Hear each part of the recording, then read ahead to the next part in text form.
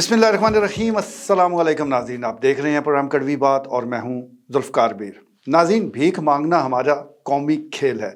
जिस मुल्क में वज़ीर ख़ज़ाना उस शख्स को बनाया जाता हो कि जो IMF के साथ अच्छा डील कर सकता है, और अच्छा डील करने का मतलब यह है कि वो अच्छे तरीके से उनसे भीख मांग सकता है, तो फिर ये असरात नीचे मुंतकिल क्यों नहीं होंगे? जब हुक्मरान भीख मांगेंगे तो लामोहला जो कौम है वो भी इस मर्ज़ में मुब्तला होगी। इस वक्त अगर हम पूरे पाकिस्तान की बात करें और ख़ास तौर पर चकवाल का जिक्र करें तो भीख मंगों की तादाद में जिस तरह तेज़ी के साथ इजाफा हुआ है वो हैरत अंगेज़ है। एक तरफ तो वो लोग हैं जो वाकई ही मुस्तहिक हैं, जिन्हें हालात ने इस नहज पर पहुंचा दिया है, लेकिन वो कौन लोग हैं? वो घरों में बैठे हैं, वो मजबूर लोग हैं, शायद किसी से उधार मांग रहे होंगे, किसी को अपनी मजबूरियां बता रहे होंगे, लेकिन ऐसे लोगों को जो उनको जानते हैं। लेकिन एक भीड़ हमें बाज़ारों में नज़र आती है, मुख्तलिफ चौक चौराहों पर आप अगर खड़े हैं तो बस 5 मिनट में कम से कम 10 फ़कीर आपको सलाम करेंगे। इसमें हर उम्र के लोग होंगे, यानी एक बुज़ुर्गों की टोली गई है तो पीछे ख़वातीन आ जाएंगी, उनको आपने उनसे जान छुड़ाई है तो बच्चे आ जाएंगे। ये सिलसिला हर जगह पर मौजूद है और तेज़ी के साथ बढ़ता जा रहा है। बिलखसूस गुज़श्ता चंद सालों के दौरान देखा गया है कि जनूबी पंजाब से बड़ी तादाद में लोग यहाँ कर आबाद हो गए हैं। अब उनके मर्द कहाँ होते हैं, क्या करते हैं, किन मशागल में मसरूफ़ हैं, ये तो किसी को नहीं पता, लेकिन जो उनके बच्चे हैं, ख़वातीन हैं, उनका काम यही है कि वो सुबह उडरवाल चौक से एक एक दुकान से मांगना शुरू करते हैं। दुकानों से फारग होते हैं तो जो बंदे चौक चौराहों पे मौजूद हैं, गाड़ियों में बैठे हैं, उनसे सवाल कर देते हैं। तो ये पूरा जो शहर वो विज़िट करके जब घर पहुंचते हैं तो हज़ारों रुपए उनकी जेब में होते हैं। एक जो घराना है जिसमें 2 ख़वातीन होंगी, 2 बच्चे होंगे, यानी 4-5 लोग होंगे, तो मजमूई तौर पर ये रोज़ाना हज़ारों रुपए घर लेकर जाते हैं। और इतना तो मज़दूर भी नहीं कमाता, यानी मज़दूरी वो पूरा दिन करता है, लेकिन वो इतने पैसे नहीं कमा सकता जितना कि इन भीख मंगों का एक छोटा सा बच्चा वो पैसे कमा लेता है। मैं समझता हूँ कि ये एक बहुत ही अफसोसनाक सूरत हाल है। एक तरफ तो सफ़ेद पोश लोग हैं, गरीब लोग हैं जो सही मानों में मुस्तहिक हैं, जिनकी मदद होनी चाहिए, गली मोहल्ले में आस पास वो मौजूद हैं, लेकिन शायद हमारी उन पर नज़र नहीं जाती। आप देखें तो सही, सर्वे तो करें कि कितने लोग हैं जो बिल अदा ना करने की वजह से जिनके मीटर उतार लिए गए हैं, अब वो अंधेरे में बैठे हैं। उनके घर में रोशनी कौन करेगा? ये पड़ोसियों की भी जिम्मेदारी है, अहले मोहल्ला की भी जिम्मेदारी है। लेकिन क्या किया जाए, हम प्रोफेशनल फ़कीरों को तो कुछ दे देते हैं, लेकिन ऐसे लोगों की तरफ शायद हम तवज्जो नहीं कर पा रहे।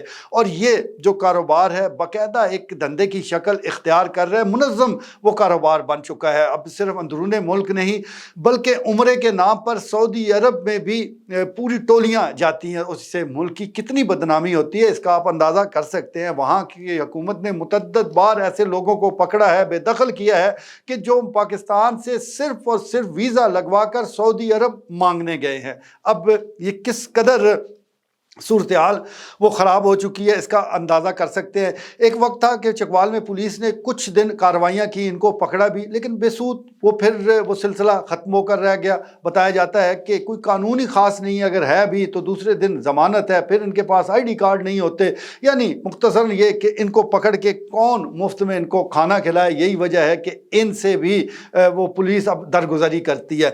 दूसरी तरफ मंशियात के आदी वो लोग हैं कि जो नशे के पानी के लिए उसकी ख़रीदने के लिए वो भीख मांगते हैं। वो आपको बड़े स्टोरों के बाद रात के नज़र आते हैं। उनका काम ही यही है, वो अगर आप भीख नहीं देंगे तो आपके घर के बाहर से या किसी दुकान से कोई चीज़ चुरा लेंगे। अब इनको भी पुलिस कुछ नहीं कहती, क्योंकि ये भी चलते फिरते 302 हैं, किसी के भी मत्थे लग सकते हैं, इसलिए पुलिस वाले इनको देख कर आंखें ही चुरा लेते हैं। लेकिन साथ साथ ऐसे लोग भी मौजूद हैं, ऐसी ख़वातीन भी हैं जो मकरूह धंधे में मुलव्वस है। इसके साथ साथ वो रैकी भी करती हैं, जहां उनका हाथ लगे वो चोरी में भी मुलव्वस हो जाती हैं, कीमती अशिया भी चुरा लेती है। और इसके साथ साथ ऐसे गिरोहों को भी गाइड करती हैं कि जो मुतअद्दिद घरों में चोरी चकारी करते हैं उनके लिए भी रहनुमाई का फरीज़ा सर अंजाम देती हैं। तो ये सारी सूरत हाल हमारे सामने है। असल तो ہونا تو یہ چاہیے کہ یہ ان لوگوں کا محاسبہ کیا جائے۔ جو لوگ اس وقت میدان میں موجود ہیں ان کو مستحق لوگوں سے الگ کیا جائے، جن لوگوں کا کام ہی پیشہ ہی یہ ہے کہ وہ صرف بھیک مانگتے ہیں، حالانکہ ان کے پاس پیسے موجود ہیں۔ اگر آپ دیکھیں، آپ کو یاد ہوگا کہ ایک شادی گزشتہ دنوں ہوئی تھی اور یہ فقیری خاندان تھا، بھیک مانگنے والوں کا خاندان تھا، لیکن جس طرح انہوں نے دھوم دھام سے شادی کی اس کا تصور اچھا خاصا امیر آدمی نہیں کر سکتا۔ تو پیسے ان کے پاس بہت ہوتے ہیں، لیکن کیونکہ انہوں نے اسی کو پیشہ بنا لیا ہے، اسی کو کاروبار رکھا ہوا ہے، کوئی انویسٹمنٹ نہیں ہے، کوئی اور معاملہ نہیں ہے، بس صرف آپ نے کچھ شکل بنانی ہے، کچھ اپنا جو سوال ہے وہ پیش کرنا ہے، کچھ نہ کچھ مجبوری بتانی ہے، تو بس آپ کو بھیک وہ مل جائے گی، اور یہی ان کا نفع بخش کاروبار ہے۔ اس کے ساتھ ساتھ ہم دیکھ رہے ہیں کہ چھپڑ بازار اور دیگر کئی علاقوں میں جو مرد ہیں وہ خواتین کا بھیس بدل کر وہ مانگ رہے ہیں، ان کی تعداد میں بھی بڑا اضافہ ہوا ہے، انہوں نے میک اپ کیا ہوا ہے، چنی لی ہوئی ہے، لیکن وہ ہے مرد، ہٹے کٹے مرد ہیں۔ اب سوال تو یہ اٹھتا ہے کہ ان سے بندہ پوچھے، بھائی آپ محنت مزدوری کیوں نہیں کرتے؟ آپ ان لوگوں کا کیوں حق مار رہے ہیں کہ جو واقعی مستحق ہیں، جن کو ملنا چاہیے، جو مجبور ہیں، آپ ان کی مجبوریوں کو خود کیش کروا رہے ہیں، خود آپ ٹھیک ٹھاک ہیں، آپ بس آپ نے صرف منہ پر وہ سرخی پاؤڈر لگا لیا ہے اور یہ تاثر دے رہے ہیں کہ آپ شاید خواجہ سرا ہیں۔ خواجہ سرا تو آپ ہیں نہیں، نہ آپ رجسٹرڈ ہیں، تو پھر کس وجہ سے یہ آپ کام جاری رکھے ہوئے ہیں؟ لیکن میں جس طرح گزارش کر رہا ہوں کہ یہ ایک منظم دھندا بن چکا ہے۔ یہاں پر آپ کو جعلی خواجہ سرا نظر آئیں گے، آپ کو جعلی معذور نظر آئیں گے، آپ کو وہ بچے نظر آئیں گے جن کو ہونا تو سکول چاہیے لیکن وہ سڑکوں پر بھیک مانگ رہے ہیں۔ 2.5 کروڑ بچے اگر سکولوں سے باہر ہیں تو اس میں بڑی تعداد تو انہی لوگوں کی ہے کہ جن کے بچے بھیک مانگ رہے ہیں، بلکہ ان سے بھیک منگوائی جا رہی ہے۔ ایک طرف ہم بھٹوں پر کارروائی کر دیتے ہیں، وہاں پر پہنچتی ہیں ٹیمیں اور وہاں پر یہ بتایا جاتا ہے کہ اتنے بچے وہ بازیاب کروائے گئے ہیں جی کہ جو سکول نہیں جا رہے، لیکن یہ سڑکوں پر جو ہمیں بچے نظر آ رہے ہیں، یہ کون سے سکول جاتے ہیں؟ ان کو کیوں نہیں پکڑا جاتا؟ کم سے کم ان بچوں کو نہ پکڑیں، آپ ان کے والدین سے تو پوچھیں کہ کیا وجہ ہے کہ آپ ان بچوں کو سکول کیوں نہیں بھیج رہے، کہ وہ کون سی ایسی مجبوری ہے؟ مجبوری کچھ بھی نہیں ہے، بس صرف ان کو عادت پڑ چکی ہے کہ وہ انہوں نے خود بھی ہزاروں کی دیہڑی لگانی ہے، انہوں نے ان بچوں کے ذریعے بھی وہ کمانا ہے۔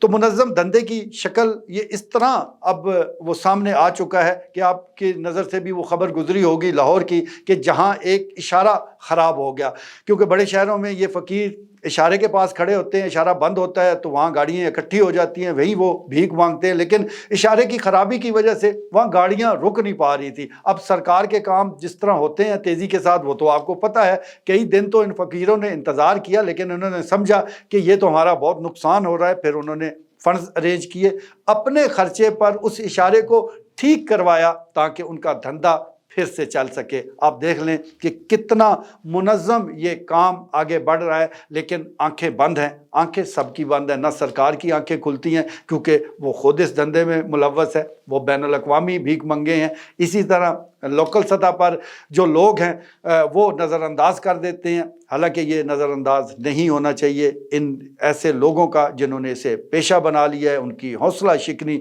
انتہائی ضروری ہے تاکہ مستحق لوگوں تک آپ پہنچ پائیں، ان کی خدا را مدد کریں، اور وہ گلی محلوں میں موجود ہیں، وہ گھروں میں مقید ہیں، وہ مجبوریوں کی داستان شاید سناتے نہیں ہیں، لیکن آپ ان کے چہرے پر ان کی مجبوریاں پڑھ سکتے ہیں، لیکن اگر آپ پڑھنے کی صلاحیت رکھتے ہوں۔ آج کے لیے اتنا ہی، اجازت دیجیے، اللہ نے کے بعد۔